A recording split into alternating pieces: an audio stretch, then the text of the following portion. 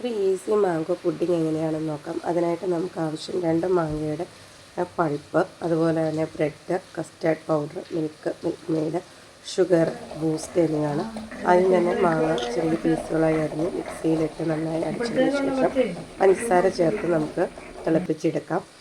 അതിനുശേഷം ബ്രെഡ് ഒരു പാത്രത്തിൽ നമുക്ക് നിരത്തി, സൈഡെല്ലാം കഴിഞ്ഞ് നിരത്തി അതിൻ്റെ മുകളിൽ മിൽക്ക് മെയ്ഡ് സ്പ്രെഡ് ചെയ്ത് കൊടുത്തിരിക്കുകയാണ് കാണുന്നത്.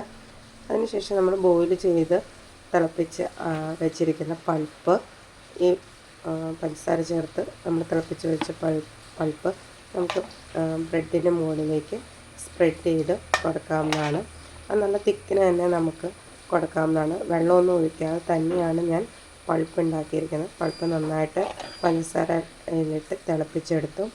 അപ്പോൾ അതിനുശേഷം ഫുള്ളായിട്ട് സ്പ്രെഡ് ചെയ്തതിന് ശേഷം അതിൻ്റെ മുകളിൽ ഒന്നുകൂടി ഞാൻ മിൽക്ക് മെയ്ഡ് ഒഴിച്ചു. അതിനുശേഷം കസ്റ്റാർഡ് പൗഡർ, വാനിലയുടെ കസ്റ്റാർഡ് പൗഡറാണ് എടുത്തിരിക്കുന്നത്. ഒരു ഗ്ലാസ് പാലും അതുപോലെ തന്നെ കസ്റ്റാർഡ് പൗഡറും പഞ്ചസാരയും കൂടി കൂടിയിട്ട് നന്നായിട്ട് കുറുക്കിയെടുത്തു. ഈ ഒരു കൺസിസ്റ്റൻസിയിൽ വേണം അത് കുറുക്കിയെടുക്കാൻ. കൂടുതലായി കഴിഞ്ഞാൽ നമുക്കത് സ്പ്രെഡ് ചെയ്യാൻ പറ്റത്തില്ല. അപ്പോൾ നിങ്ങൾ ശ്രദ്ധിക്കണം, ഈ ഒരു പരുവത്തിന് വേണം നമ്മളത് കുറുക്കിയെടുക്കാൻ. അതിനുശേഷം നമുക്ക് ചെറുതായിട്ട് ചൂടാറാൻ വയ്ക്കാം.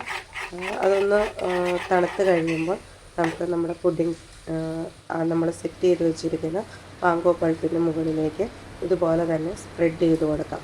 ഓക്കെ, ഇത് ഫുള്ളൊന്ന് സ്പ്രെഡ് ചെയ്തതിന് ശേഷം അങ്ങനെ കുറച്ച് കാണാൻ ഭംഗിക്കും, അതുപോലെ കുട്ടികൾ കഴിക്കാൻ നേരത്ത് കുറച്ചും കൂടി ടേസ്റ്റി ആവാൻ വേണ്ടിയിട്ട് ഞാൻ കുറച്ച് ബൂസ്റ്റും അതുപോലെ തന്നെ ഹോർലിക്സും കൂടി മിക്സ് ചെയ്തിട്ട് ഒന്ന് വിതറി കൊടുത്തിട്ടുണ്ട്. അപ്പോൾ ഇനി നമുക്കിത് തണുക്കാൻ വയ്ക്കാം. ഞാനിത് ഫ്രിഡ്ജിലേക്ക് എടുത്ത് വെച്ചിട്ടുണ്ട്.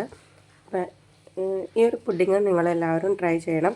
നല്ല ടേസ്റ്റി ആയിട്ട് കുട്ടികൾക്കെല്ലാം വളരെ ഇഷ്ടപ്പെടുന്ന ഒരു പുഡിങ്ങാണ്. നമുക്ക് മിനിറ്റുകൾക്കുള്ളിൽ ചെയ്തെടുക്കാൻ പറ്റുന്നൊരു പുഡിങ്ങാണ്. അപ്പോൾ നിങ്ങൾ ഇഷ്ടപ്പെട്ടുവെങ്കിൽ ലൈക്ക് ചെയ്യുക, ഷെയർ ചെയ്യുക, കമൻറ്റ് ചെയ്യുക. താങ്ക്